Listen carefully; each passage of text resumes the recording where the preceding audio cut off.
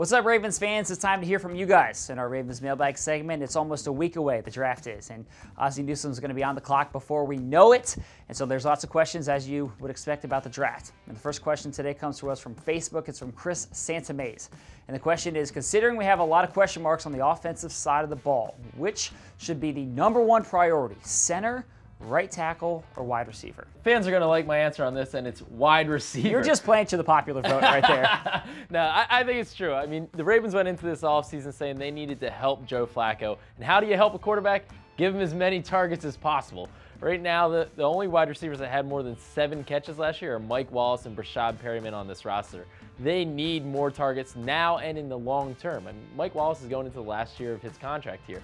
You need somebody to step up at wide receiver, perhaps become a #1 wide receiver, and I think the Ravens have a chance to do so this draft season. Now, we look at center. Yeah. I mean, center really is the biggest priority? No, it's just not. Right tackle, the Ravens have Alex Lewis. They could bump him to right tackle if needed and plug in another guard via the draft or somebody on the roster already. I just don't think that right tackle or center are nearly as glamorous or as important as a top wide receiver. They're definitely not as glamorous. No. They're definitely not, but I'll tell you what, and now look, if I had my pick and I could have anybody in the draft or any position, it'd probably be wide receiver. So I'm with you on that. Okay. But I will say that when you think about the offensive line, they made it a priority at the end of the season that they wanted to get bigger and stronger and more solid on the offensive line, and they've lost 2 starters from that group at center and right tackle. So I don't think that the offensive line for those 2 positions are like not a need. They're not important. Oh, no. I don't think that it's far and away wide receiver. I think it's pretty close, specifically right tackle. Yes. I think center is #3 in the priority list there.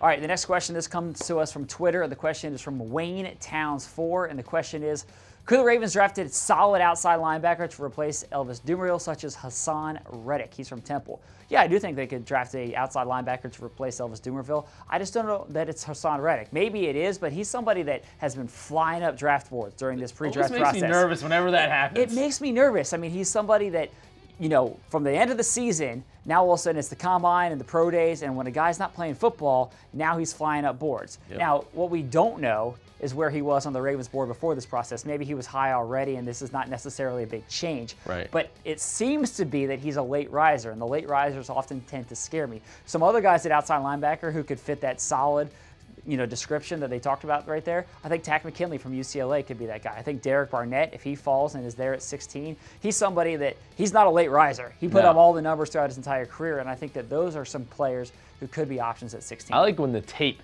puts the guy in the middle of the first round as opposed to their combine workout. I would agree. Last question comes from Eric Selby, and the question is, would Baltimore be interested in TJ Watt? Another pass rusher. Another outside linebacker, this time from Wisconsin, and the younger brother of the guy we all know well, J.J. Watt. And just recently, J.J. Watt said he thinks that his younger brother is better than him at this point. Now, maybe of course he's going trying to bump him off the board. Yeah, right, maybe he's getting a cut of that signing bonus, you know. But I think that the Ravens could be interested in T.J. Watt, even though he'd probably be a trade-back option. It looks like he's going to be a late first-round, maybe very high second-round pick.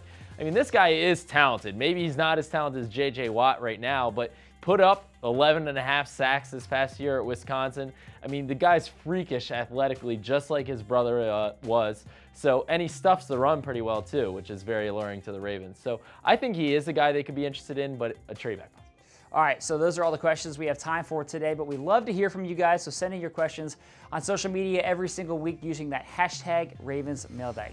Thanks for watching today. Lots of draft talk over the next week. You know where to find all of it. Thanks for watching and have a great rest of your day.